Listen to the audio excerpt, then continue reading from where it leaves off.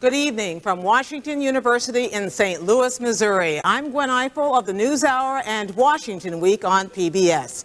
Welcome to the first and the only 2008 vice presidential debate between the Republican nominee, Governor Sarah Palin of Alaska, and the Democratic nominee, Joe Biden of Delaware. The Commission on Presidential Debates is the sponsor of this event and the two remaining presidential debates. Tonight's discussion will cover a wide range of topics, including domestic and foreign policy matters. It will be divided roughly into 5-minute segments. Each candidate will have 90 seconds to respond to a direct question and then an additional 2 minutes for rebuttal and follow-up. The order has been determined by a coin toss. The specific subjects and questions were chosen by me and have not been shared or cleared with anyone on the campaigns or on the commission. The audience here in the hall has promised to remain very polite. No cheers, applause, no untoward outbursts, except right at this minute now as we welcome Governor Palin and Senator Biden.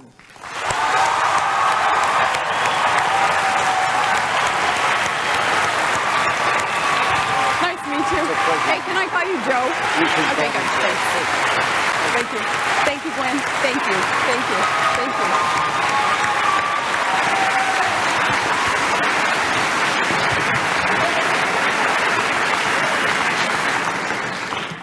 you. Welcome to you both. As we had determined by a coin toss, the first question will go to Senator Biden with a 90-second follow-up from Governor Palin. The House of Representatives this week passed a bill, a big bailout bill, or didn't pass it, I should say. The Senate decided to pass it, and the House is wrestling with it still tonight. As America watches these things happen on Capitol Hill, Senator Biden, was this the worst of Washington or the best of Washington that we saw play out? Well, let me begin by thanking you, Gwen, for hosting this. And Governor, it's a pleasure to meet you, and it's a pleasure to be with you. I think it's neither the best or worst of Washington, but it's evidence of the fact that the economic policies of the last 8 years have been the worst economic policies we've ever had. As a consequence, you're seeing what's happened on Wall Street. If you need any more proof positive of how bad the economic theories have been, this excess of deregulation, the failure to oversee what was going on, letting Wall Street run wild, I don't think you needed any more evidence than what you've seen now. So the Congress has been put, Democrats and Republicans have been put in a very difficult spot. But Barack Obama laid out 4 basic criteria for any kind of rescue plan here. He first of all said there has to be oversight. We're not going to write any check to anybody unless there's oversight of the Secretary of Treasury.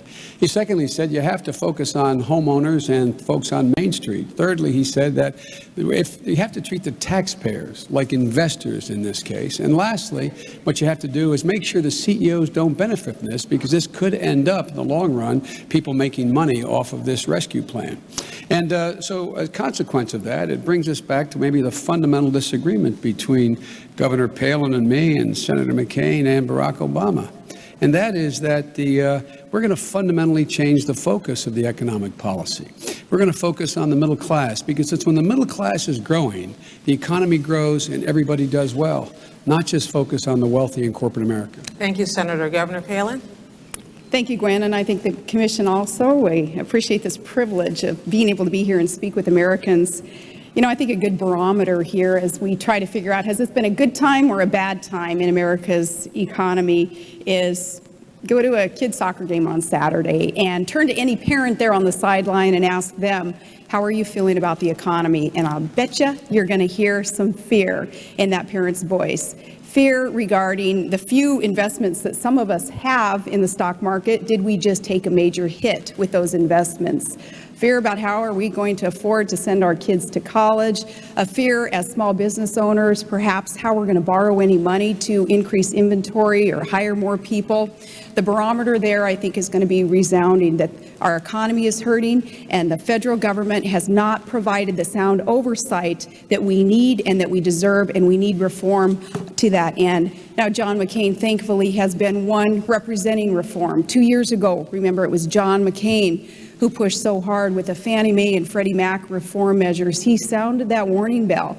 People in the Senate with him, his colleagues, didn't want to listen to him and wouldn't go towards that reform that was needed then.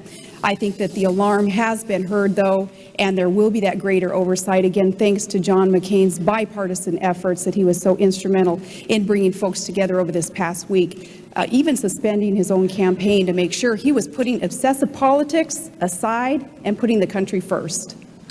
You both would like to be vice president. Senator Biden, how, as vice president, would you work to shrink this gap of polarization which has sprung up in Washington, which you both have spoken about here tonight? Well, that's what I've done my whole career, Gwen, on very, very controversial issues, from dealing with violence against women to putting 100,000 police officers in the street to trying to get something done about the genocide that was going on in Bosnia. I have been able to reach across the aisle. I think it's fair to say that I have almost as many friends the Republican side of the aisle as I do the Democratic side of the aisle. But am I able to respond to, are we able to stay on the on you the may, top? if you like. Yeah, well, until 2 weeks ago, it was 2 Mondays ago, John McCain said at 9 o'clock in the morning that the fundamentals of the economy were strong. 2 weeks before that, he said, George, we've made great economic progress under George Bush's policies. 9 o'clock, the economy was strong. 11 o'clock that same day, 2 Mondays ago, John McCain said that we have an economic crisis. That doesn't make John McCain a bad guy, but it does point out he's out of touch. Those folks on the sidelines knew that 2 months ago. Governor Palin, you may respond. John McCain, in referring to the fundamental of our economy being strong, he was talking to and he was talking about the American workforce, and the American workforce is the greatest in this world, with the ingenuity and the work ethic that is just entrenched in our workforce. That's a positive, that's encouragement, and that's what John McCain meant.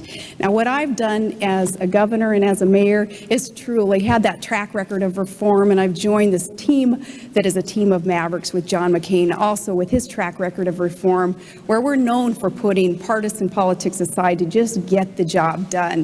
Now, Barack Obama, of course, he's pretty much only voted along his party lines. In fact, 96% of his votes have been solely along party line, not having that proof for the American people to know that his commitment too is, put the partisanship, put the special interests aside, and get down to getting business done for the people of America. We're tired of the old politics as usual, and that's why, with all due respect, I do respect your years in the U.S. Senate, but I think Americans are craving something new and different, and that new energy and that new commitment that's going to come with reform.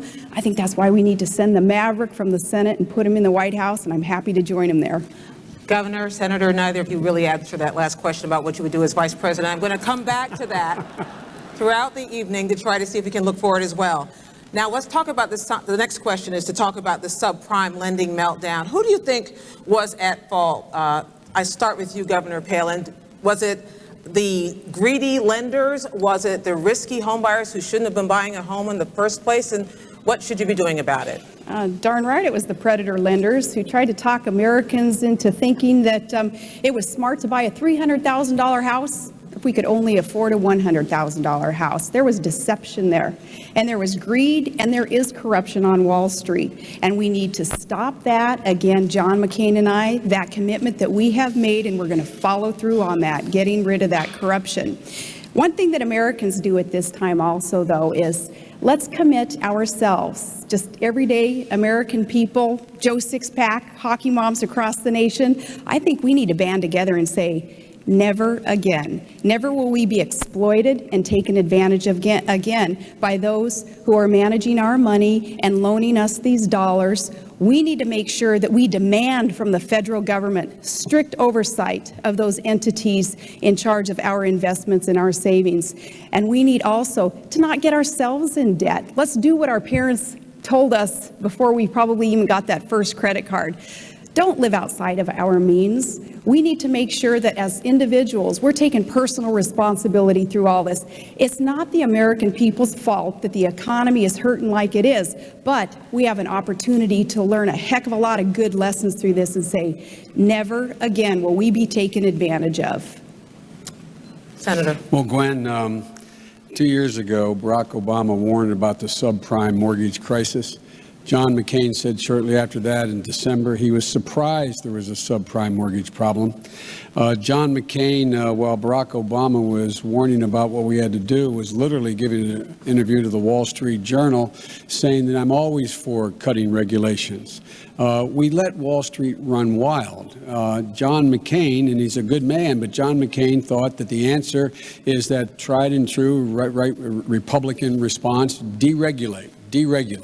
So what you had is you had overwhelming, quote, deregulation. You had actually the belief that Wall Street could self-regulate itself. And while Barack Obama was talking about reinstating those regulations, John, on 20 different occasions in the previous year and a half, called for more deregulation. Matter of fact, John recently wrote an article in a major magazine saying that he wants to do for the healthcare industry, deregulate it and let the free market move like he did for the banking industry. So deregulation was the promise, and guess what? Those people who say don't go into debt, they can barely pay to fill up their gas tank. I was recently at my local gas station, asked a guy named Joey Danko, I said, Joey, how much it costs to fill your tank? You know what his answer was? He said, I don't know, Joe. I never have enough money to do it. The middle class needs relief, tax relief. They need it now. They need help now. The focus will change with Barack Obama. Governor, please, if you want to respond to what he said about Senator McCain's comments about health care. I'd like to respond about the tax increases. And, we can speak in agreement here that darn right we need tax relief for Americans so that jobs can be created here. Now, Barack Obama and Senator Biden also voted for the largest tax increases in U.S. history. Barack had 94 opportunities to side on the people's side and reduce taxes, and 94 times he voted to increase taxes or not support a tax reduction, 94 times. Now, that's not what we need to create jobs and really bolster and heat up our economy. We do need the private sector to be able to keep more of what we earn and produce. Government's going to have to learn to be more efficient and live with less if that's what it takes to rein in the government growth that we've seen today. But we do need tax relief. And Barack Obama even supported increasing taxes as late as last year for those families making only $42,000 a year. That's a lot of middle income, average American family. To increase taxes on them, I think that is the way to kill jobs and to continue to harm our economy. Senator. Charge is absolutely not true. Barack Obama did not vote to raise taxes. The vote she's referring to, John McCain voted the exact same way. It was a budget procedural vote. John McCain voted the same way. It did not raise taxes. Number two, using the standard that the governor uses, John McCain voted 477 times to raise taxes. It's a bogus standard. But if you notice, Gwen, the governor did not answer the question about deregulation. Did not answer the question of defending John McCain about not going along with the deregulation, letting Wall Street run wild. He did support deregulation almost across the board. That's why we got in so much trouble. Would you like to have an opportunity to answer that before we move on? I'm still on the tax thing because I want to correct you on that again. And I want to let you know what I did as a mayor and as a governor. And I may not answer the questions the way that either the moderator or you want to hear, but I'm going to talk straight to the American people and let them know my track record also. As mayor, every year I was in office, I did reduce taxes. I eliminated personal property taxes and eliminated small business inventory taxes. And as governor, we suspended our state fuel tax. We did all those things knowing that that is how our economy would be heated up. Now, as for John McCain's adherence to rules and regulations and pushing for even harder and tougher regulations, that is another thing that he is known for, though. Look at the tobacco industry. Look at campaign finance reform. Okay, our time is up here. I'm going to move on to the next question. Senator Biden, we want to talk about taxes. Let's talk about taxes. Good. You have proposed raising taxes on people who earn over $250,000 a year. The question for you is, why is that not class warfare? And the same question for you, Governor Palin, is you have proposed taxing employer health benefits, which some studies say would actually throw 5 million more people onto the rolls of the uninsured. I want to know why that isn't taking things out on the poor, starting with you, Senator Biden. Well, Gwen, where I come from, it's called fairness. Just simple fairness. The middle class is struggling. The middle class under John McCain's tax proposals, 100 million families, middle class families, households to be precise. They got not a single change. They got not a single break in taxes. No one making less than $250,000 under Barack Obama's plan will see one single penny of their tax raise, whether it's their capital gains tax, their income tax, investment tax, any tax. And 95% of the people in the United States of America making less than $150,000 will get a tax break. Now, that seems to me to be simple fairness. The economic engine of America is the middle class. It's the people listening to this broadcast. When you do well, America does well. Even the wealthy do well. This is not punitive. John wants to add $300 billion in new tax cuts per year for corporate America and the very wealthy, while giving virtually nothing to the middle class. We have a different value set. The middle class is the economic engine. It's fair. They deserve the tax breaks, not the super wealthy are doing pretty well. They don't need any more tax breaks. And by the way, they'll pay no more than they did under Ronald Reagan. Governor?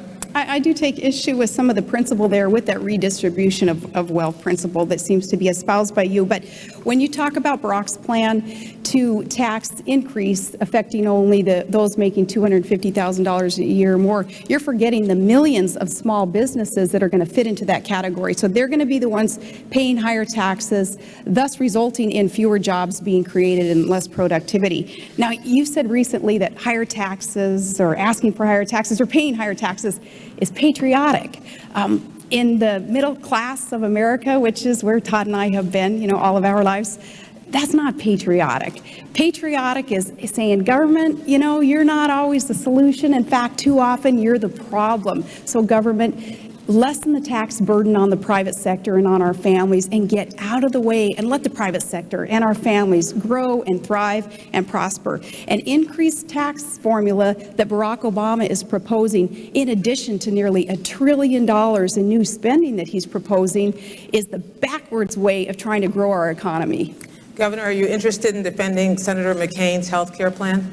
I am, because he's got a good health care plan that is detailed, and I want to give you a couple of details on that. He's proposing a $5,000 tax credit for families so that they can get out there and they can purchase their own health care coverage. And that's a smart thing to do. That's budget neutral. That doesn't cost the government anything, as opposed to Barack Obama's plan to mandate health care coverage and have this universal government-run program. And unless you're pleased with the way that the federal government has been running anything lately, I don't think that it's going to be real pleasing for Americans to consider health care being taken over by the feds. But a $5,000 health care credit through our income tax, that's budget neutral, that's going to help. And he also wants to erase those artificial lines between states so that through competition, we can cross state lines. And if there's a better plan offered somewhere else, we'd be able to purchase that. So affordability and accessibility will be the keys there, with that $5,000 tax credit also being offered. Thank you, Governor. Senator? Gwen, I don't know where to start. We don't call it redistribution in my neighborhood, Scranton, Claymont, Wilmington, the places I grew up, to say that not giving ExxonMobil another $4 billion tax cut this year, as John calls for, and giving it to middle-class people to be able to pay to get their kids to college. We don't call that redistribution. We call that fairness, number one. Number two, factually, 95% of the small businesses in America, their owners make less than $250,000 a year. They would not get one single solitary penny increase in taxes, those small businesses. Now, with regard to the health care plan, it's with one hand you give it, the other you take it. You know how John McCain pays for his $5,000 tax credit you're going to get, a family will get? He taxes as income every one of you out there, every one of you listening who has a health care plan through your employer. That's how he raises $3.6 trillion on your taxing your health care benefit to give you a $5,000 plan, which his website points out will go straight to the insurance company. And then you're going to have to replace a $12,000, that's the average cost of the plan you get through your employer. It costs $12,000. You're going to have to replace a $12,000 plan because 20 million of you are going to be dropped. 20 million of you will be dropped. So you're going to have to replace a $12,000 plan with a $5,000 check you've just given to the insurance company. I call that the ultimate bridge to nowhere. Thank you, Senator. Now, I want to try to get you both to answer a question that neither of your principals quite answered when my colleague Jim Lehrer asked it last week. Starting with you, Senator Biden, what promises, given the events of the week, the bailout plan, all of this, what promises have you and your campaigns made to the American people that you are not going to be able to keep? Well, the one thing we may have to slow down is a commitment we made to double foreign assistance. We'll probably have to slow that down. We also are going to make sure that we do not go forward with the tax cut proposals of the of John McCain, the existing one for people making over $250,000, which is $130 billion this year alone. We're not going to support the $300 billion tax cut that they have for corporate America and the very wealthy. We're not going to support another $4 billion tax cut for ExxonMobil. And what we're not going to also hold up on, Gwen, is we cannot afford to hold up on providing for incentives for new jobs by an energy policy creating new jobs. We cannot slow up on education because that's the engine that is going to give us the economic growth and competitiveness that we need. And we are not going to slow up on the whole idea of providing for affordable health care for Americans, none of which, when we get to talk about health care, is as the governor characterized. The bottom line here is that we are going to, in fact, eliminate those wasteful spending that exist in the budget right now. A number of things I don't have time because the light is blinking that I won't be able to mention, but one of which is the $100 billion tax dodge that, in fact, allows people to take their post office box offshore, avoid taxes. I call that unpatriotic. That's Governor. What I'm talking about. Governor. Well, the nice thing about running with John McCain is I can assure you he doesn't tell one thing to one group and then turns around and tells something else to another group, including his plans that will make this bailout plan, this rescue plan, even better. I want to go back to the energy plan, though, because this is an important one that Barack Obama, he voted for in 2005. Senator Biden, you would remember that in that energy plan that Obama voted for, that's what gave those oil companies those big tax breaks. Your running mate voted for that. You know what I had to do in the state of Alaska?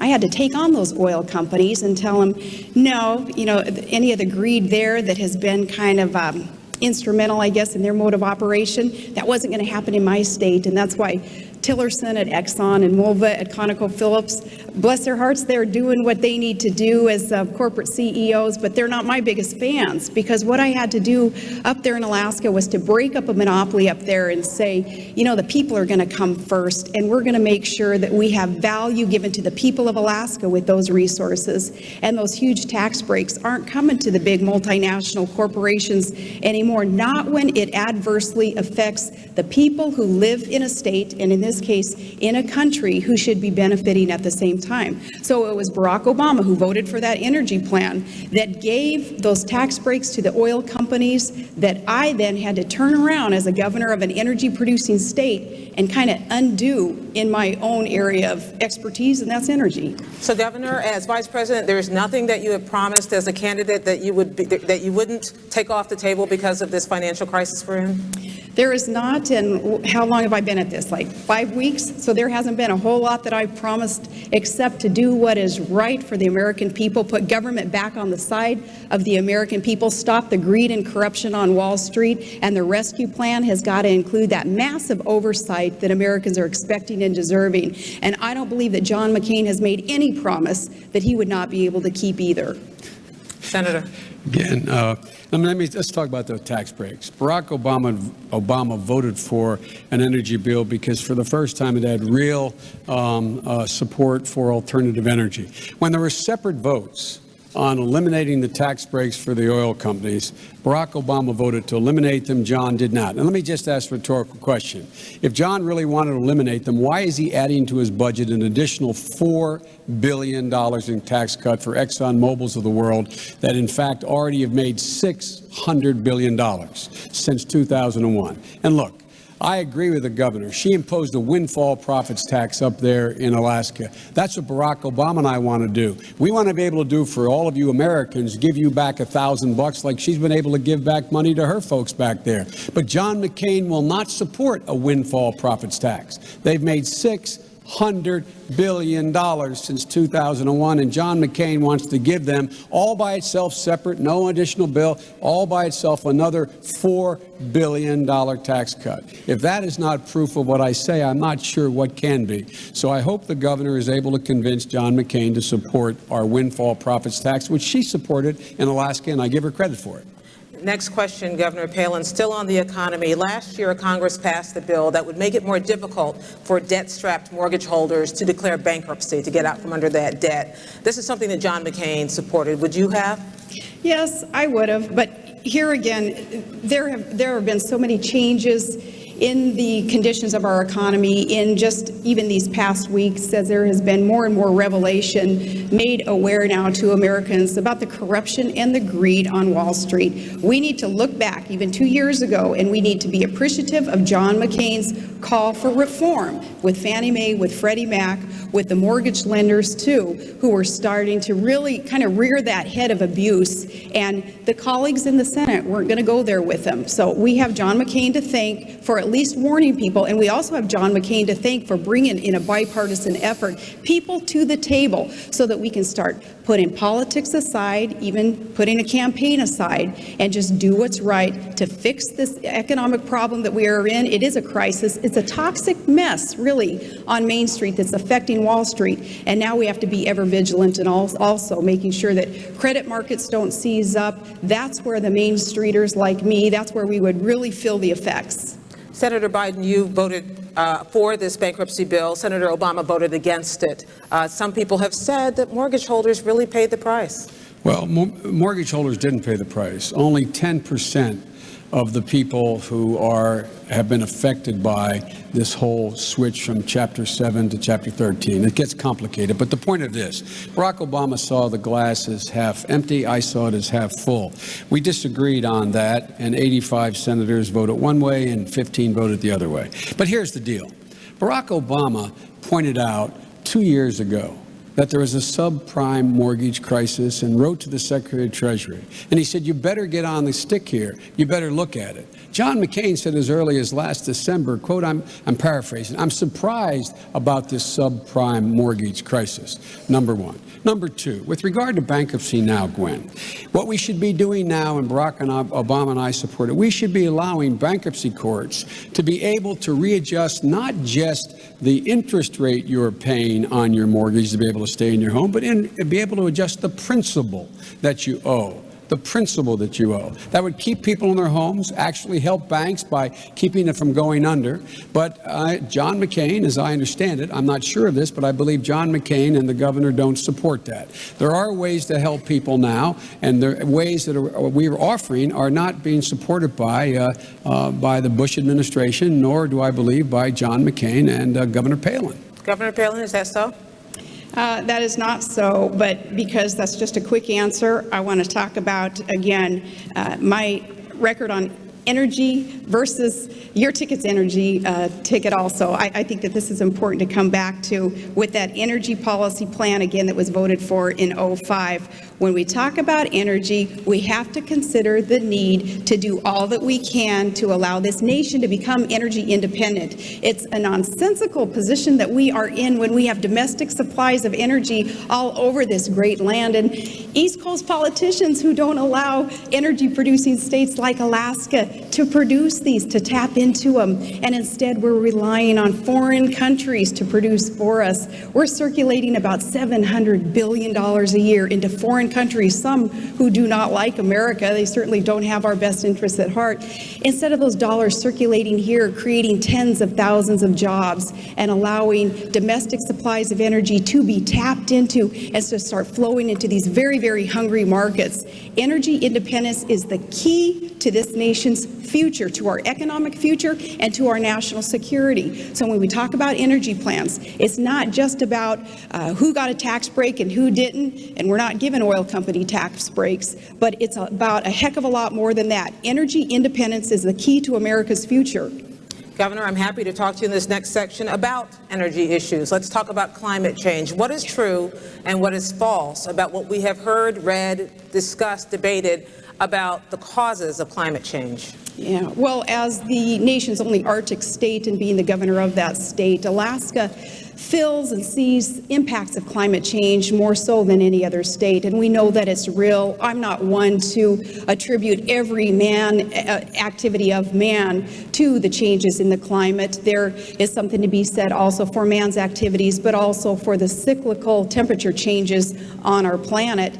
But there are real changes going on in our climate, and I don't want to argue about the causes. What I want to argue about is how are we going to get there to positively affect the impacts. We have got to clean up this planet. We have got to encourage other nations also to come along with us with the impacts of climate change, what we can do about that. As governor, I was the first governor to form a climate change sub-cabinet to start dealing with the impacts. We've got to reduce emissions. John McCain is right there with an all-of-the-above approach to deal with climate change impacts. We've got to become energy independent for that reason also, as we rely more and more on other countries that don't care as much about the climate as we do. We're allowing them to produce and to emit and even pollute more than America would ever stand for. So even in dealing with climate change, it's all the more reason that we have an all-of-the-above approach, tapping into alternative sources of energy and conserving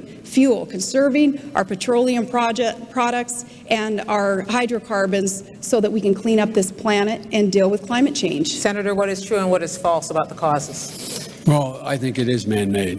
I think it's clearly man-made. And look, this probably explains the biggest fundamental difference between John McCain and Barack Obama and Sarah Palin and Joe Biden, Governor Palin and Joe Biden. If you don't understand what the cause is, it's virtually impossible to come up with a solution. We know what the cause is. The cause is man-made. That's the cause. That's why the polar ice cap is melting. Now let's look at the facts. We have 3% of the world's oil reserves. We consume 25% of the oil of the world. John McCain has voted 20 times in the last decade and a half against funding alternative energy sources, clean energy sources, wind, solar, biofuels, the way in which we can stop the greenhouse gases from emitting. We believe, Barack Obama believes, by investing in clean coal and safe nuclear, we can not only create jobs in wind and solar here in the United States, we can export it. China is building 1 to 3 new coal-fired plants, burning dirty coal per week. It's polluting not only the atmosphere, but the west coast of the United States. We should export the technology by investing in clean coal technology. We should be creating jobs. John McCain has voted 20 times against funding alternative energy sources and thinks, I guess, the only answer is drill, drill, drill. Drill we must, but it will take 10 years for 1 drop of oil to come out of any of the wells that are going to be begun to be drilled. In the meantime, we're all going to be in real trouble. Let me clear something up. Senator McCain has said that he supports caps on carbon emissions. Senator Obama has said he supports clean coal technology, which don't believe you've always supported. I have always supported it. Well, that's a fact. Clear it up for us, both of you, and start with Governor Palin. Yes, Senator McCain does support this. The chant is drill, baby, drill. And that's what we hear all across this country in our rallies, because people are so hungry for those domestic sources of energy to be tapped into. They know that even in my own energy producing state, we have billions of barrels of oil and hundreds of trillions of cubic feet of clean, green natural gas. And we're building a nearly $40 billion natural gas pipeline, which is North America's largest and most expensive infrastructure project ever to flow those sources of energy into hungry markets. Barack Obama and Senator Biden, you've said no to everything in trying to find a domestic solution to the energy crisis that we're in. You even called drilling, safe, environmentally friendly drilling offshore, as raping the outer continental shelf. There, with new technology, with tiny footprints even on land, it is safe to drill, and we need to do more of that. But also in that all-of-the-above approach that Senator McCain supports, the alternative fuels will be tapped into, the nuclear, the clean coal. I was surprised to hear you mention that, because you had said that there isn't such a thing as clean coal, and I think you said it in a rope line, too, at one of the rallies. We do need to keep within our 2 minutes, but I just want to ask you, do you support capping carbon emissions? I do. Okay, and on the clean coal Absolutely. issue? Absolutely, we do. We call for setting hard targets, number one. Clean coal, on clean coal. Oh, on clean coal. My record, just take a look at the record. My record for 25 years has supported clean coal technology. A comment made in a rope line was taken out of context. I was talking about exporting that technology to China, so when they burn their dirty coal, it won't be as dirty, it will be clean. But here's the bottom line, Gwen. How do we deal with global warming with continued addition to carbon emissions? And if the only answer you have is oil, and the governor says John's for everything, well, why did John vote 20 times? Maybe he's for everything as long as it is not helped forward by the government. Maybe he's for everything if the free market takes care of it. I don't know, but he voted 20 times against funding alternative energy sources. The next round of questions starts with you, Senator Biden. Do you support, as they do in Alaska, granting same-sex benefits to couples? Absolutely. Do I support granting same-sex benefits? Absolutely, positively. Look, in an Obama-Biden administration, there will be absolutely no distinction from a constitutional standpoint or a legal standpoint between a same-sex and a heterosexual couple. The fact of the matter is that under the Constitution, we should be granted, same-sex couples should be able to have visitation rights in the hospital, joint ownership of property, life insurance policies, etc.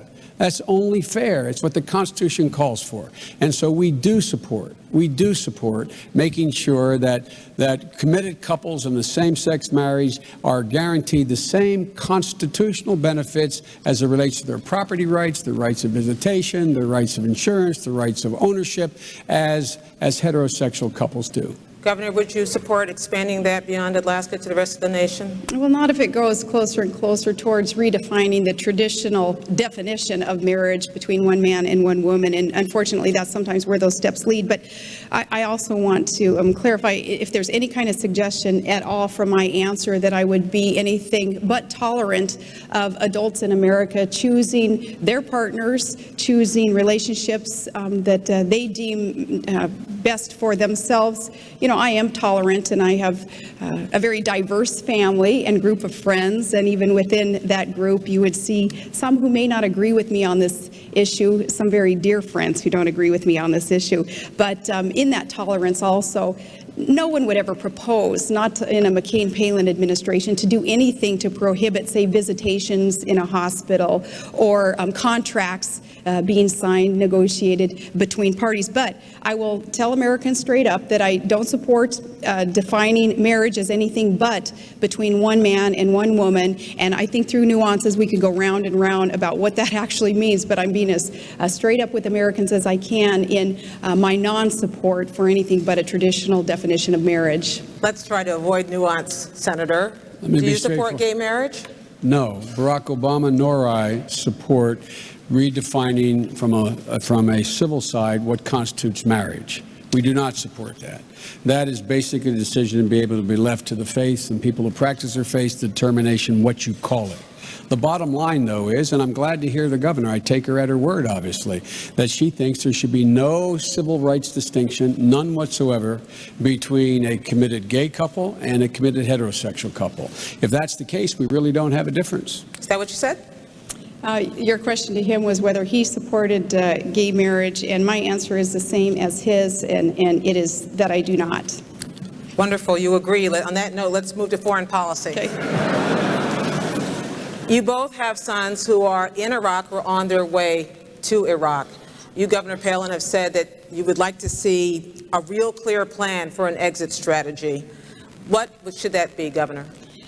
I am very thankful that we do have a good plan, and the surge in the counterinsurgency strategy in Iraq that has proven to work, I am thankful that that is part of the plan implemented under a great American hero, General Petraeus, and pushed hard by another great American, Senator John McCain. I know that the other ticket opposed this surge, in fact, even opposed funding for our troops in Iraq and Afghanistan. Barack Obama voted against funding troops there after promising that he would not do so. And Senator Biden, I respected you when you called him out on that. You said that his vote was political, and you said it would cost lives. And Barack Obama at first said he would not do that. He turned around under political pressure and he voted against funding the troops. We do have a plan for withdrawal. We don't need early withdrawal out of Iraq. We cannot afford to lose there, or we're going to be no better off in the war in Afghanistan either. We have got to win in Iraq.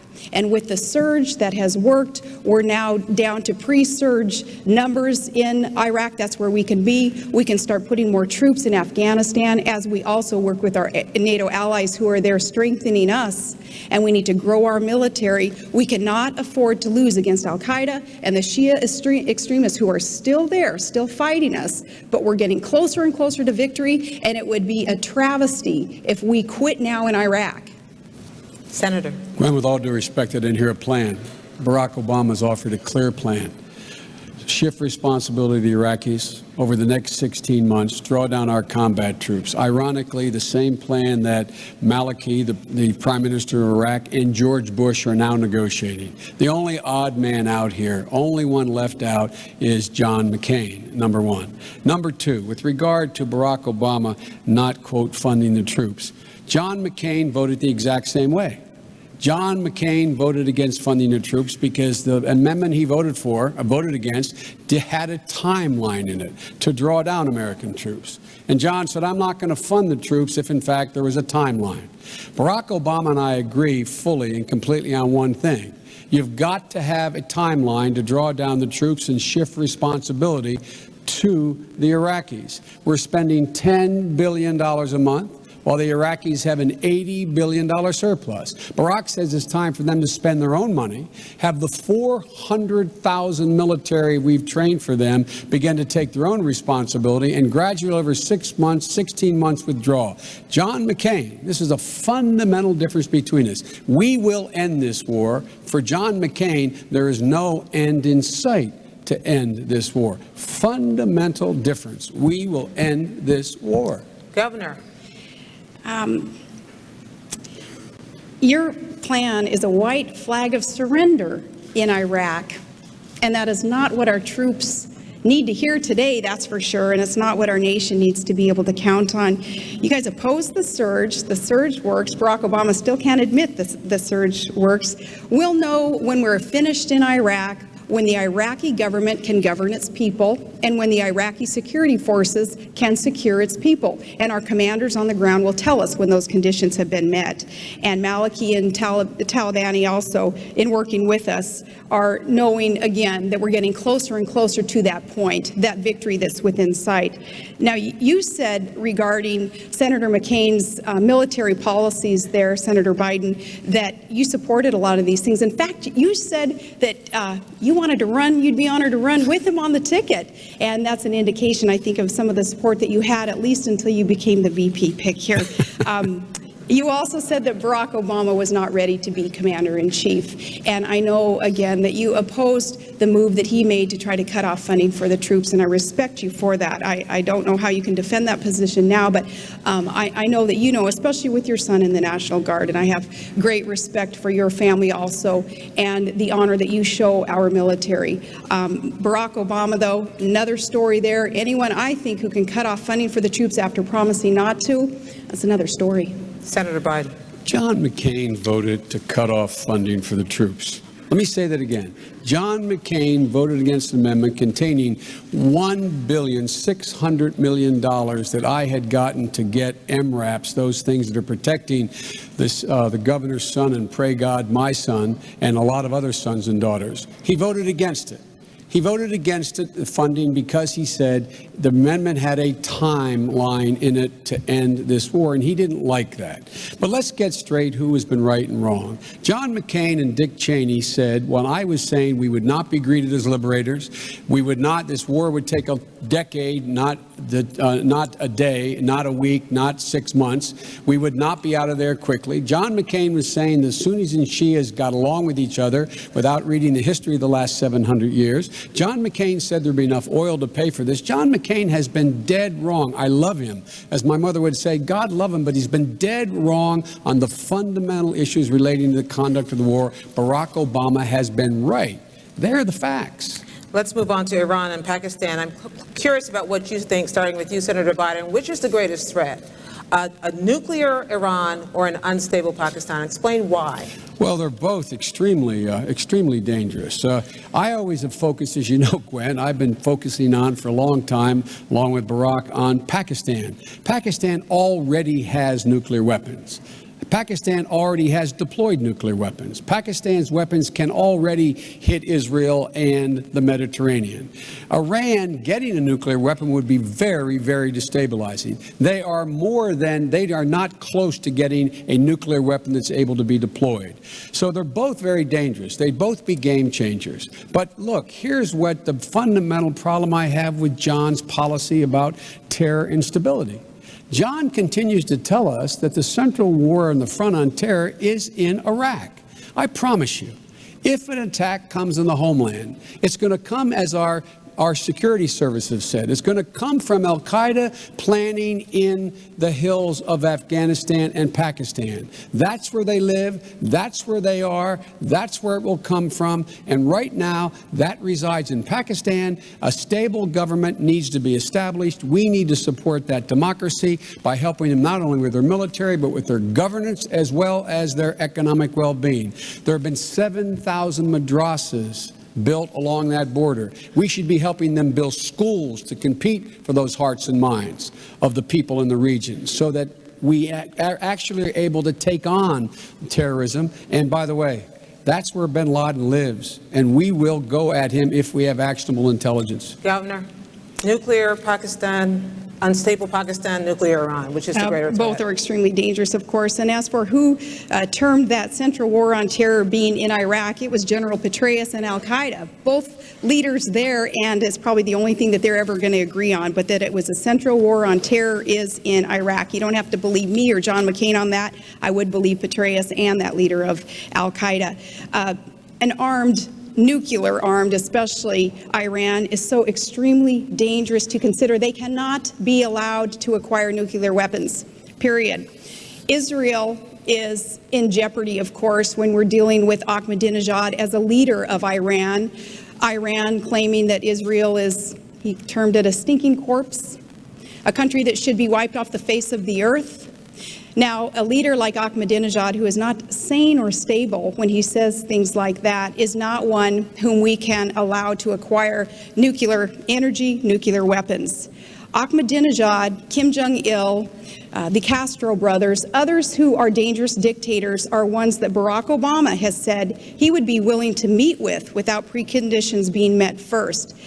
An issue like that taken up by a presidential candidate goes beyond naivete and goes beyond poor judgment. A statement that he made like that is downright dangerous because leaders like Ahmadinejad, who would seek to acquire nuclear weapons and wipe off the face of the earth, an ally like we have in Israel, should not be met with without preconditions and diplomatic efforts being undertaken first. Governor and Senator, I want you both to respond to this. Secretaries of State Baker, Kissinger, Powell, Baker, they have all advocated some level of engagement with enemies. Do you think these former secretaries of state are wrong on that? No, and Dr. Henry Kissinger especially, and I had a good conversation with him recently, and he shared with me also his passion for diplomacy, and that's what John McCain and I would engage in also. But again, with some of these dictators who hate America and hate what we stand for with our freedoms, our democracy, our tolerance, our respect for women's rights, those who would try to destroy what we stand for cannot be met with just sitting down on a presidential level, as Barack Obama had said he would be willing to do. That is beyond bad judgment. That is dangerous. No, diplomacy is very important. First and foremost, that is what we would engage in. But diplomacy is hard work by serious people. It's lining out clear objectives and having your friends and your allies ready to back you up there and have sanctions lined up also before any kind of presidential summit would take place. Senator. Can I clarify this? That's just simply not true about Barack Obama. He did not say he'd sit down with Ahmadinejad. The fact of the matter is, it surprises me that Senator McCain doesn't realize that Ahmadinejad does not control the security apparatus in Iran. The theocracy controls the security apparatus, number one. Number two, 5 secretaries of state did say we should talk with and sit down. Now, John and Governor Palin now say they have a passion, I think the phrase was, a passion for diplomacy, and that we have to bring our friends and allies along. Our friends and allies have been saying, Gwen, sit down, talk, talk, talk.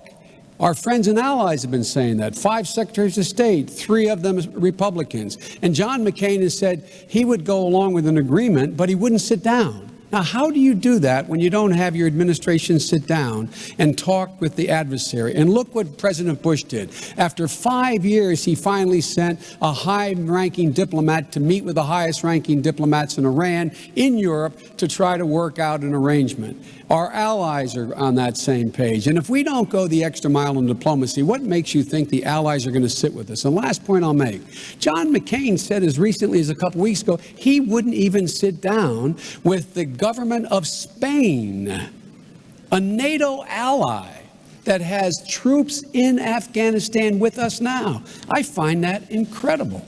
Governor, you mentioned Israel and your support for Israel. Yes. What has this administration done right or wrong? This is the great lingering unresolved issue, the Israeli-Palestinian conflict. What have they done, and is a two-state solution the solution?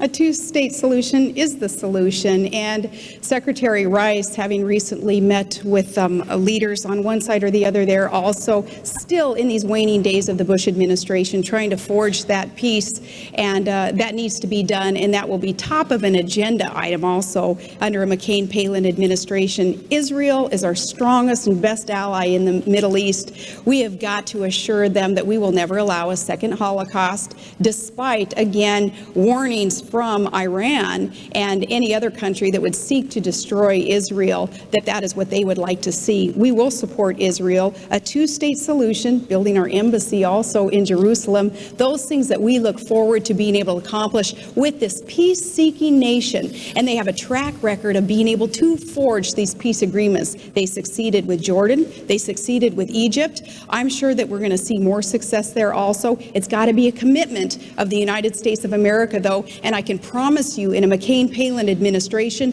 that commitment is there to work with our friends in Israel. Senator. Gwen, no one in the United States Senate has been a better friend to Israel than Joe Biden. I would have never, ever joined this ticket were I not absolutely sure Barack Obama shared my passion. But you asked the question about whether or not this administration's policy had made sense or something to that effect. It has been an abject failure, this administration's policy. In fairness to Secretary Rice, she's trying to turn it around now in the 7th or 8th year. Here's what the president said when we said no. He insisted on elections on the West Bank when I said and others said and Barack Obama said, big mistake. Hamas will win, you legitimize them. What happened? Hamas won. When we kicked, along with France, we kicked Hezbollah out of Lebanon, I said and Barack said, move NATO forces in there, fill the vacuum, because if you don't, Hezbollah will control it. Now what's happened? Hezbollah is a legitimate part of the government in the country immediately to the north of Israel. The fact of the matter is the policy of this administration has been an abject failure. And speaking of freedom being on the march, the only thing on the march is Iran. It's closer to Obama. Its proxies now have a major stake in Lebanon as well as in the Gaza Strip with Hamas. We will change this policy with thoughtful, real live diplomacy that understands that you must back Israel in letting them negotiate, support their negotiation, and stand with them, not insist on policies like this administration has. Has this administration's policy been an abject failure, as the senator says, Governor? No, I do not believe that it has been, but I'm so encouraged to know that we both love Israel, and I think that is a good thing to get to agree on, Senator Biden. I respect your position on that. No, in fact, when we talk about the Bush administration, there's a time, too, when Americans are going to say enough is enough with your ticket on constantly looking backwards and pointing fingers and doing the blame game. There have been huge blunders in the war. There have been huge blunders throughout this administration, as there are with every administration, but or a ticket that wants to talk about change and looking into the future. There's just too much finger pointing backwards to ever make us believe that that's where you're going. Positive change is coming, though. Reform of government is coming. We'll learn from the past mistakes in this administration and other administrations, and we're going to forge ahead with putting government back on the side of the people and making sure that our country comes first, putting obsessive partisanship aside. That's what John McCain has been known for in all these years. He has been the maverick. He has ruffled feathers, but I know, Senator Biden, you have respected him for that, and I respect you for acknowledging that. But change is coming. Just looking backwards, Senator? Look, past is prologue, Gwen. The issue is, how different is John McCain's policy going to be than George Bush's? I haven't heard anything yet. I haven't heard how his policy is going to be different on Iran than George Bush's. I haven't heard how his policy is going to be different with Israel than George Bush's. I haven't heard how his policy in Afghanistan is going to be different than George Bush's. I haven't heard how his policy in Pakistan is going to be different than George Bush's. It may be, but so far, it is the same as George Bush's, and you know where that policy has taken us. We will make significant change, so once again, we're the most respected nation in the world. That's what we're going to do. Governor, on another issue, interventionism, nuclear weapons. What should be the trigger, or should there be a trigger, when nuclear weapons use is ever put into play?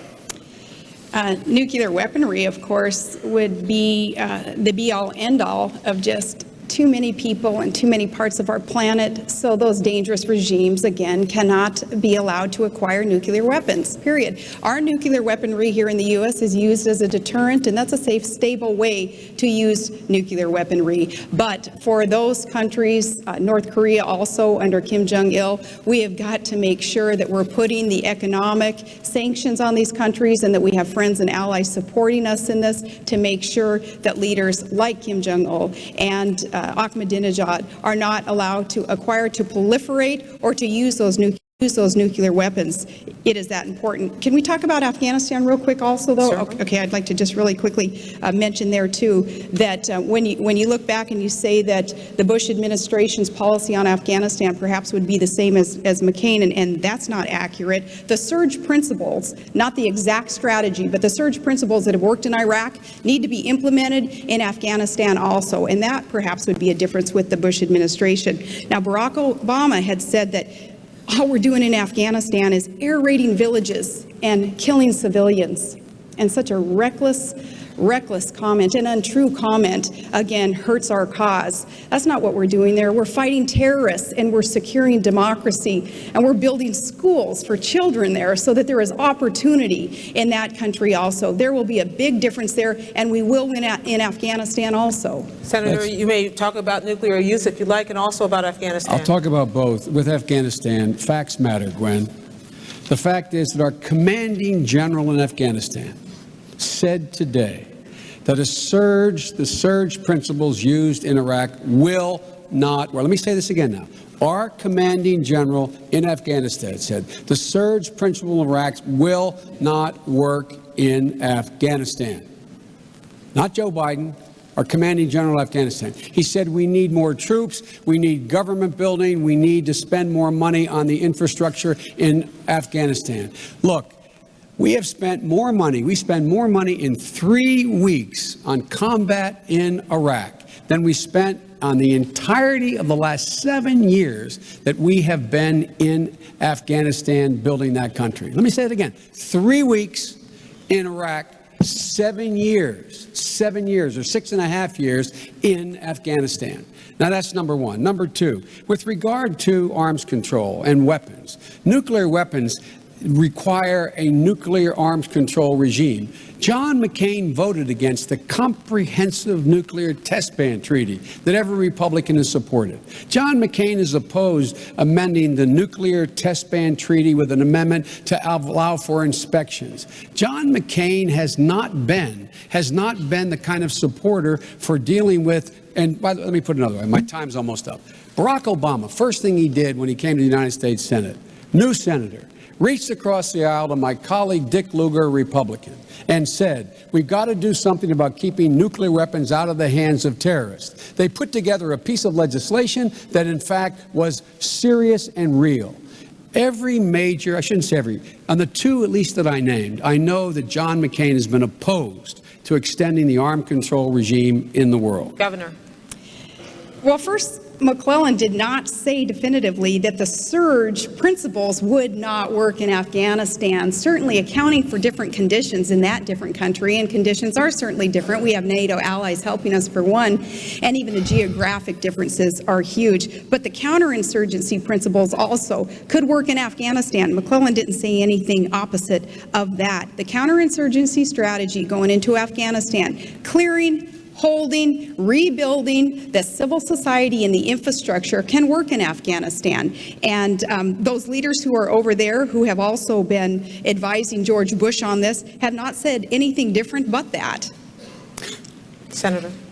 Well, our commanding general did say that. The fact of the matter is that, again, I'll just put in perspective, while Barack and I and Chuck Hagel and Dick Lugar have been calling for more money to help in Afghanistan, more troops in Afghanistan, John McCain was saying 2 years ago, quote, the reason we don't read about Afghanistan anymore in the paper, it's succeeded. Barack Obama was saying we need more troops there. Again, we spend in 3 weeks on combat missions in Iraq more than we spent in the entire time we have been in Afghanistan. That'll change in the Barack Obama administration. Senator, you have quite a record. This is the next question here, of being an interventionist. You have argued for intervention in Bosnia and Kosovo, initially in Iraq and Pakistan, and now in Darfur, putting U.S. troops on the ground, boots on the ground. Is this something the American public has a stomach for? Well, I think the American public has a stomach for success. And my recommendations on Bosnia, I admit I was the first one to recommend it, they saved tens of thousands of lives. And initially, John McCain opposed it along with a lot of other people. But the end result was it worked. And look what we did in Bosnia. We took Serbs, Croats, and Bosniaks, being told by everyone, I was told by everyone, that this would mean that they'd been fighting and killing each other for 1,000 years. It could never work. There's a relatively stable government there now, as there is in Kosovo. With regard to Iraq, I indicated that it would be a mistake to go into. I gave the president the power. I voted for the power because he said he needed it not to go to war, but to keep the United States, the UN in line, to keep sanctions on Iraq and not let them be lifted. Along with Dick Lugar, before we went to war, said if we were to go to war without our allies, without the kind of support we needed, we'd be there for a decade. It'd cost us tens of billions of dollars. John McCain said no, that was going to be okay. I don't have a stomach for genocide when it comes to Darfur. We can now impose a no-fly zone. It's within our capacity. We can lead NATO if we're willing to take a hard stand. We can. I've been in those camps in Chad. I've seen the suffering. Thousands and tens of thousands of people have died and are dying. We should rally the world to act, and we should demonstrate it by our own movement to provide the helicopters to get those 21,000 forces of the African Union in there now to stop this genocide. Thank you, Senator. Governor.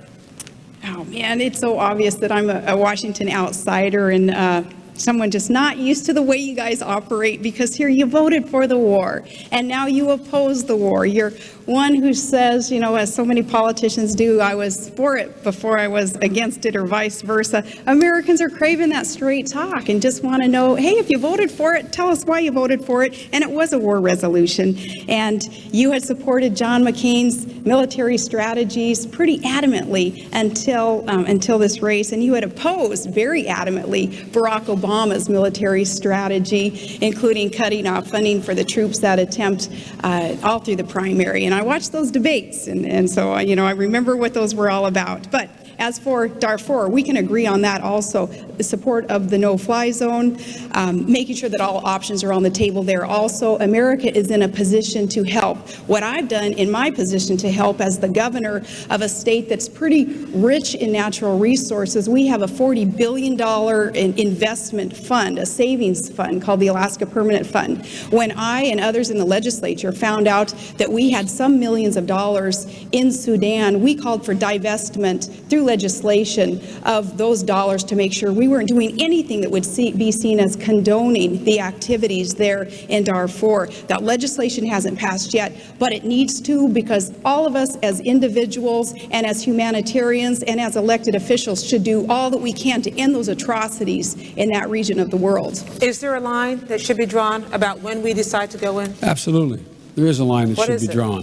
The line that should be drawn is whether or not we, first of all, have the capacity to do anything about it, number one. Number two, there are certain new lines that have to be drawn internationally. When a country engages in genocide, when a country engages in harboring people who are killing our people, terrorists, and they will do nothing about it, that, in fact, at that point, that country, in my view, and in Barack's view, forfeits their right to say, you have no right to intervene at all.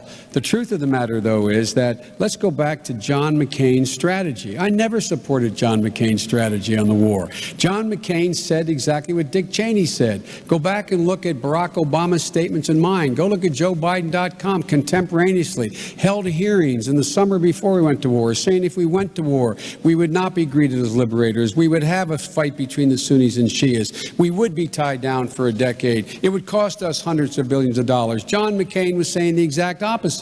John McCain was lockstep with Dick Cheney at that point about how this was going to be easy. So John McCain's strategy in this war, not just whether or not to go, the actual conduct of the war has been absolutely wrong from the outset. Governor? I beg to disagree with you again here on whether you supported Barack Obama or John McCain's strategies. Here again, you can say what you want to say a month out before people are asked to vote on this, but we listened to the debates. I think tomorrow morning, the pundits are going to start doing the who said what at what time, and we'll have proof of some of this. But again, John McCain, who knows how to win a war, who's been there, and he's faced challenges, and he knows what evil is, and he knows what it takes to overcome the challenges here with our military. He knows to learn from the mistakes, from the blunders that we have seen in the war in Iraq especially. He will know how to implement the strategies, working with our commanders, though, and listening to what they have to say, taking the politics out of these war issues. He'll know how to win a war. Thank you, Governor. Probably the biggest cliche about the vice presidency is that it's a heartbeat away. Everybody's waiting to see what would happen if the worst happened. How would you disagree on some things from your principles? You disagree on Alaska, drilling in Alaska, the National Wildlife Refuge. You disagree on surveillance law, at least you have in the past. How would a Biden administration be different from an Obama administration if that were to happen? Well, God forbid that it would ever happen. It would be a national tragedy of historic proportions if it were to happen. But if it did, I would carry out Barack Obama's policies. His policies of reinstating the middle class, making sure that they get a fair break, making sure that they have access to affordable health insurance, making sure they get serious tax breaks, making sure that we can help their children to get to college, making sure we have an energy policy that leads us in the direction of not only toward independence and a cleaner environment, but an energy policy that creates 5 million new jobs, a foreign policy that ends this war in Iraq, a foreign policy that goes after the one mission the American public gave the president after 9/11, to get and capture or kill bin Laden and to eliminate al-Qaeda. A policy that would in fact engage our allies in making sure that we knew we were acting on the same page and not dictating. And a policy that would reject the Bush doctrine of preemption and regime change and replace it with a doctrine of prevention and cooperation. And ladies and gentlemen, this is the biggest ticket item that we have in this election. This is the most important election you will ever have voted in, any of you, since 1932. And where such stark differences, I would follow through on Barack's policies because, in essence, I agree with every major initiative he is suggesting. Governor. And heaven forbid, yes, that would ever happen, no matter how this ends up, that would ever happen with either party. As for disagreeing with John McCain and how our administration would work, what do you expect? A team of mavericks. Of course, we're not going to agree 100% on everything, and as we discuss Anwar there, at least we can agree to disagree on that one, and I'm going to keep pushing him on Anwar, though. I have so appreciated that he has never asked me to check my opinions at the door, and he wants deliberative debate and healthy debate so that we can make good policy. What I would do also, if that were to ever happen, though, is to continue the good work that he is so committed to, and that's putting government back on the side of the people and get rid of the greed and the corruption on Wall Street and in Washington. I think we need a little bit of reality from Wasilla Main Street there brought to Washington, D.C., so that people there can understand how the average working class family is viewing bureaucracy and the federal government and Congress and the inaction of Congress. Just everyday working class Americans saying, you know, government, just get out of my way. If you're going to do any harm and mandate more things on me and take more of my money and income tax and business taxes, you're going to have a choice in just a few weeks here on either supporting a ticket that wants to create jobs and bolster our economy and win the war, or you're going to be supporting a ticket that wants to increase taxes, which ultimately kills jobs and is going to hurt our economy.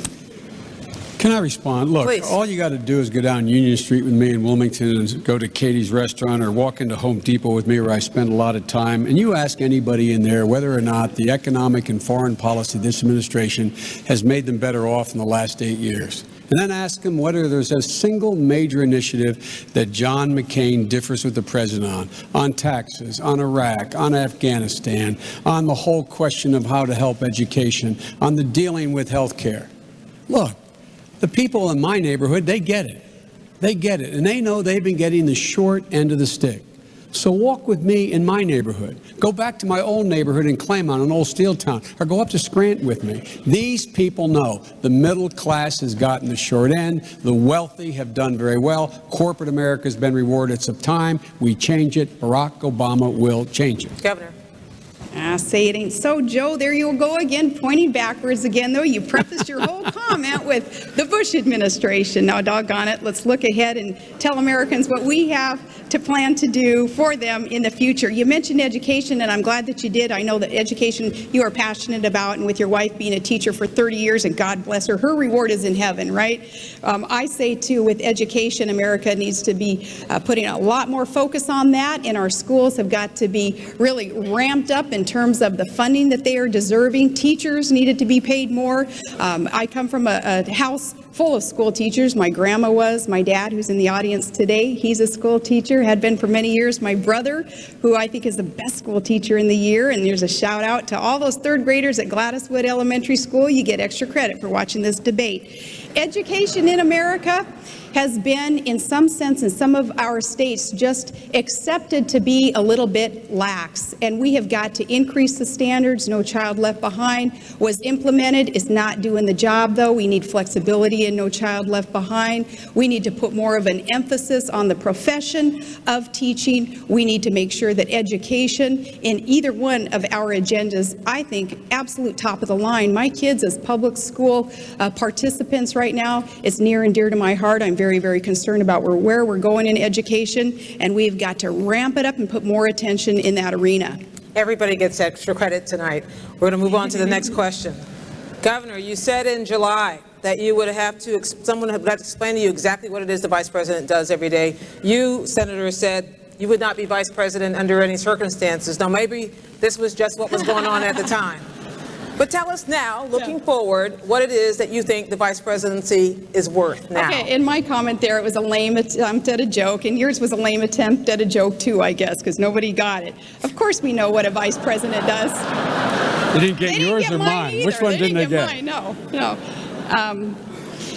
No, of course, we know what a vice president does, and that's not only preside over the Senate, and we'll take that position very seriously also. I'm thankful that the Constitution would allow a bit more authority given to the vice president also, if that vice president so chose to exert it in working with the Senate.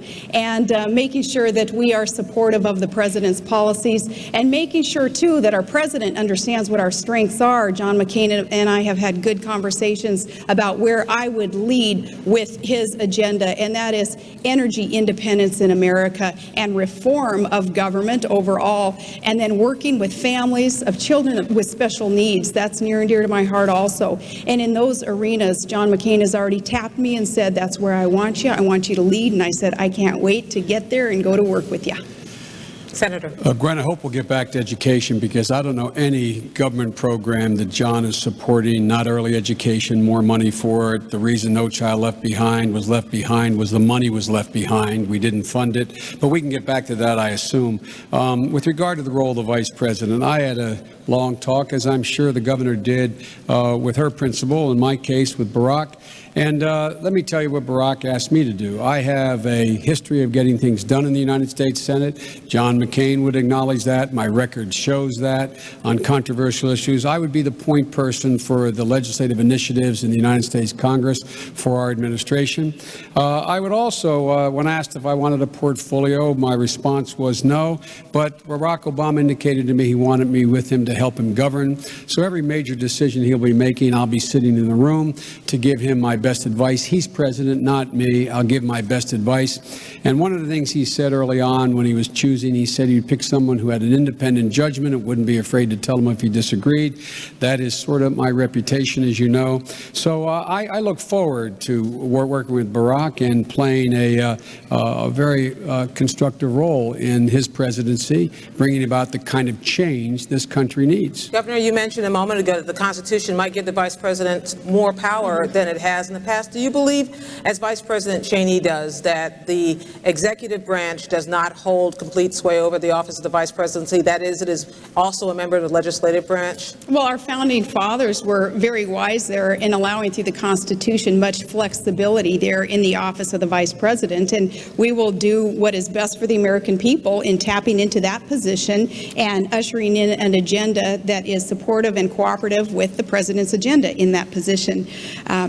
Yeah, so I do agree with him that we have a lot of flexibility in there, and we'll do what we have to do to administer very appropriately the plans that are needed for this nation. And it is my executive experience that is partly to be attributed to my pick as VP with McCain, not only as a governor, but earlier on as a mayor, as an oil and gas regulator, as a business owner. It is those years of experience on an executive level that will be put to good use in the White House also.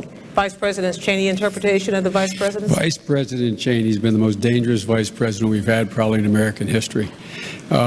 He has the idea he doesn't realize that Article 1 of the Constitution defines the role of the Vice President of the United States. That's the executive. He works in the executive branch. He should understand that. Everyone should understand that. And the primary role of the Vice President of the United States of America is to support the President of the United States of America, give that president his or her best judgment when sought, and as the Vice President to preside over the Senate only in a time when, in fact, there's a tie vote. The Constitution is explicit. The only authority the Vice President has from a legislative standpoint is the vote. Only when there is a tie vote. He has no authority relative to the Congress. The idea he's part of the legislative branch is a bizarre notion invented by Cheney to aggrandize the power of a unitary executive, and look where it's gotten us. It has been very dangerous. Let's talk conventional wisdom for a moment. The conventional wisdom, Governor Palin, with you is that your Achilles heel is that you lack experience. Your conventional wisdom against you is that your Achilles heel is that you lack discipline, Senator Biden. What is it really for you, Governor Palin? What is it really for you, Senator Biden? Start with you, Governor. My experience as an executive will be put to good use as a mayor and business owner and oil and gas regulator, and then as governor of a huge state, a huge energy producing state that is accounting for much progress towards getting our nation energy independence, and that's extremely important. But it wasn't just that experience tapped into, it was my connection to the heartland of America. Being a mom, being one who is very concerned about a son in the war, about a special needs child, about kids heading off to college, how are we going to pay those tuition bills, about times in Todd and our marriage in our past where we didn't have health insurance, and we know what other Americans are going through as they sit around the kitchen table and try to figure out how are they going to pay out of pocket for health care. We've been there also, so that connection was important. But even more important is that worldview that I share with John McCain. That worldview that says that America is a nation of exceptionalism, and we are to be that shining city on a hill, as President Reagan so beautifully said, that we are a beacon of hope and that we are unapologetic here. We are not perfect as a nation, but together we represent a perfect ideal, and that is democracy and tolerance and freedom and equal rights. Those things that we stand for, that we can be put to good use as a force for good in this world. John McCain and I share that, and you combine all that with being a team with the only track record of making really a difference in where we've been and reforming, and that's a good team. It's a good ticket. Senator. You've been very kind, suggesting my only Achilles heel is my lack of discipline. Others talk about it, my excessive passion. I'm not going to change. I have 35 years in public office. People can judge who I am. I haven't changed in that time. And by the way, a record of change. I will place my record and Barack's record against John McCain's or anyone else in terms of fundamental accomplishments. Wrote the crime bill, put 100,000 cops in the street. Wrote the Violence Against Women Act, which John McCain voted against both of them. Was the catalyst to change the circumstance in Bosnia, led by President Clinton, obviously. Look, I understand what it's like to be a single parent. When my wife and daughter died and my two sons were gravely injured, I understand what it's like as a parent to wonder what it's like if your kid's going to make it. I understand what it's like to sit around the kitchen table with a father who says, I got to leave, champ, because there's no jobs here. I got to head down to Wilmington, and when we get enough money, honey, we'll bring you down. I understand what it's like. I'm much better off than almost all Americans now. I get a good salary as United States Senate. I live in a beautiful house. It's my total investment that I have. So I am much better off now. But the notion that somehow, because I'm a man, I don't know what it's like to raise two kids alone. I don't know what it's like to have a child you're not sure is going to make it. I understand, as well as, with all due respect, the governor or anybody else, what it's like for those people sitting around that kitchen table. And guess what? They're looking for help. They're looking for help. They're not looking for more of the same. Governor. People aren't looking for more of the same. They are looking for change, and John McCain has been the consummate maverick in the Senate over all these years. He's taken shots left and right from the other party and from within his own party because he's had to take on his own party when the time was right, when he recognized it was time to put partisanship aside and just do what was right for the American people. That's what I've done as governor also, take on my own party when I had to and work with both sides of the aisle in my cabinet, appointing those who would serve regardless of party, Democrats, Independents, Republicans, whatever it took to get the job done. Also, John McCain's maverick position that he's in, that's really prompted up to and indicated by the supporters that he has. Look at Lieberman and Giuliani and Romney and Lingle and all of us who come from such a diverse background of policy and of partisanship, all coming together at this time, recognizing he is the man that we need to lead in these next 4 years, because these are tumultuous times. We have got to win the wars. We have got to get our economy back on track. We have got to not allow the greed and corruption on Wall Street anymore. And we have not got to allow the partisanship that has really been entrenched in Washington, D.C., no matter who's been in charge. When the Republicans were in charge, I didn't see a whole lot of progress there either. When the Democrats either, though, this last go-around for the last 2 years.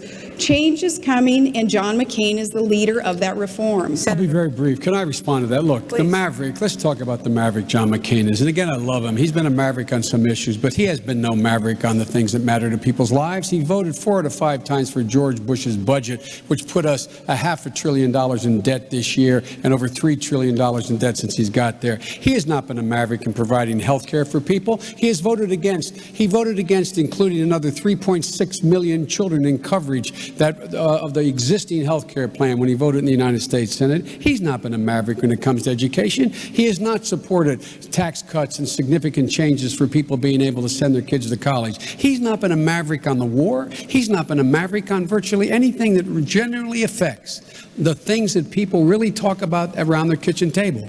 Can we get mom's MRI? Can we send Mary back to school next semester? We can't make it. How are we going to heat the house this winter? He voted against even providing for what they call LIHEAP, for assistance to people with oil prices going through the roof in the winter. So maverick he is not on the important critical issues that affect people at that kitchen table. Final question tonight before your closing statement, starting with you, Senator Biden.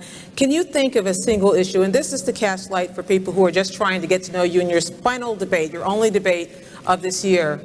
Can you think of a single issue, policy issue, in which you were forced to change a long-held view in order to accommodate changed circumstances? Yeah, I can. When I got to the United States Senate and went on the Judiciary Committee as a young lawyer, I was of the view and have been trained to the view that the only thing that mattered was whether or not a nominee appointed, suggested by the president, had a judicial temperament, had not committed a crime of moral turpitude, and had been a good student. And it didn't take me long. It was hard to change, but it didn't take me long. But it took about 5 years for me to realize that the ideology of that judge makes a big difference. That's why I led the fight against Judge Bork. Had he been in the court, I suspect there'd be a lot of changes that I don't like and the American people wouldn't like, including everything from Roe v. Wade to issues relating to civil rights and civil liberties. And so that was one of the intellectual changes that took place in my career as I got a close look at it. And that's why I was the first chairman of the Judiciary Committee to forthrightly state that it matters what your judicial philosophy is. The American people have a right to understand it and to know it. But I did change on that, and I'm glad I did. Governor. There have been times where, as mayor and governor, we have passed budgets that I did not veto, and that I think could be considered as something that I quasi-caved in, if you will, but knowing that it was the right thing to do in order to progress the agenda for that year and to work with the legislative body, that body that actually holds the purse strings. So there were times when I wanted to zero-base budget and to cut taxes even more, and I didn't have enough support in order to accomplish that. But on the major principle things, no, there hasn't been something that I've had to compromise on, because we've always seemed to find a way to work together. Up there in Alaska, what we have done is, with bipartisan efforts, is work together, and again, not caring who gets the credit for what as we accomplish things up there. And that's been just a part of the operation that I wanted to participate in, and that's what we're going to do in Washington, D.C. also. Bringing both sides together, John McCain is known for doing that also, in order to get the work done for the American people. Let's come full circle. You both want to bring both sides together. You both talk about bipartisanship. Once again, we saw what happened this week in Washington. How do you change the tone as vice president, as number 2? Well, again, I believe John McCain were he here. This is a dangerous thing to say in the middle of an election. Tone as vice president, as number 2. Well, again, I believe John McCain were he here. This is a dangerous thing to say in the middle of an election, but he would acknowledge what I'm about to say. I have been able to work across the aisle on some of those controversial issues and change my party's mind as well as Republicans, because I learned a lesson from Mike Mansfield. Mike Mansfield, the former leader of the Senate, said to me one day, I made a criticism of Jesse Helms. He said, "What would you do if I told you Jesse Helms and Dot Helms had adopted a child who had braces and was in real need?" I said, "I'd feel like a jerk." He said, "Joe, understand one thing. Everyone's sent here for a reason, because there's something in them their folks like. Don't question their motive. I have never, since that moment in my first year, questioned the motive of another member of the Congress or Senate with whom I've disagreed. I've questioned their judgment. I think that's why I have the respect I have and been able to work as well as I've been able to have work in the United States Senate. That's the fundamental change Barack Obama and I will bring to this party, not questioning other people's motives. Governor. You do what I did as governor, and you appoint people regardless of party affiliation, Democrats, independents, Republicans. You walk the walk. You don't just talk the talk. And even in my own family, it's a very diverse family, and we have folks of all political persuasion in there also. So I've grown up just knowing that, you know, at the end of the day, as long as we're all working together for the greater good, it's going to be okay. But the policies and the proposals have got to speak for themselves also. And again, voters on November 4th are going to have that choice to either support a ticket that supports policies that create jobs. You do that by lowering taxes on American workers and on our businesses, and you build up infrastructure, and you rein in government spending, and you make our nation energy independent. Or you support a ticket that supports policies that will kill jobs by increasing taxes, and that's what the track record shows, is a desire to increase taxes, increase spending, $1 trillion spending proposal that's on the table. That's going to hurt our country, and saying no to energy independence. Clear choices on November 4th. Governor Palin, you get the chance to make the first closing statement. Well, again, Gwen, I do want to thank you and the commission. This is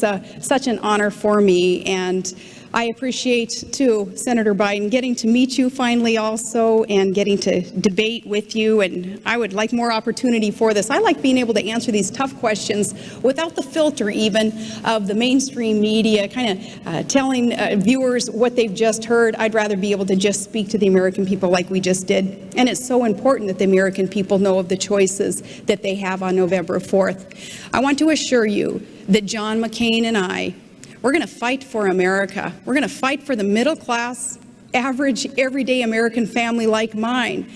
I've been there. I know what the hurts are. I know what the challenges are. And thank God I know what the joys are, too, of living in America. We are so blessed. And I've always been proud to be an American. And so has John McCain. We have to fight for our freedoms also, economic and our national security freedoms. It was Ronald Reagan who said that freedom is always just one generation away from extinction. We don't pass it to our children in the bloodstream. We have to fight for it and protect it and then hand it to them so that they shall do the same, or we're going to find ourselves spending our sunset years telling our children and our children's children about a time in America back in the day when men and women were free. We will fight for it, and there is only one man in this race who has really ever fought for you, and that's Senator John McCain. Thank you, Governor. Senator Biden. Gwen, thank you for doing this, and the commission and Governor. It really was a pleasure getting to meet you. Look, folks, this is the most important election you've ever voted in your entire life. No one can deny that the last 8 years we've been dug into a very deep hole here at home with regard to our economy and abroad in terms of our credibility. And there's a need for fundamental change in our economic philosophy as well as our foreign policy. And Barack Obama and I don't measure progress toward that change based on whether or not we cut more regulations and how well CEOs are doing or giving another $4 billion in tax breaks to the Exxon Mobils of the world. We measure progress in America based on whether or not someone can pay their mortgage, whether or not they can send their kid to college, whether or not they're able to, when they send their child like we have abroad, or I'm about to abroad, and John has as well, I might add, to fight, that they're the best equipped and they have everything they need. And when they come home, they're guaranteed that they have the best health care and the best education possible. You know, in the neighborhood I grew up in, it was all about dignity and respect, a neighborhood like most of you grew up in. And in that neighborhood, there was filled with women and men, mothers and fathers who taught their children if they believed in themselves, if they were honest, if they worked hard, if they loved their country, they could accomplish anything. We believed it and we did. That's why Barack Obama and I are running, to reestablish that certitude in our neighborhoods. Ladies and gentlemen, my dad used to have an expression. He'd say, "Champ, when you get knocked down, get up." Well, it's time for America to get up together America's ready, you're ready, I'm ready, and Barack Obama is ready to be the next president of the United States of America. May God bless all of you, and most of all, for both of us, selfishly, may God protect our troops. That ends tonight's debate. We want to thank the folks here at Washington University in St. Louis and the Commission on Presidential Debates. There are 2 more debates to come next Tuesday, October 7th, with Tom Brokaw at Belmont University in Nashville, and on October 15th at Hofstra University in New York with Bob Schieffer. Thank you, Governor Palin and Senator Biden. Good night, everybody. Thank you so much. Thank you. You too. Thank you. So are you as always. Thank you. Good. Thank you. Thank you, Gwen. Appreciate that. I wish that I was could very get up. helpful. I know. Bless your heart. Yeah. Thank you so much. Thank you very much. I'm feeling great. Dad and Mom, you guys want to come up? I'm great. Thank you very much. Thank you.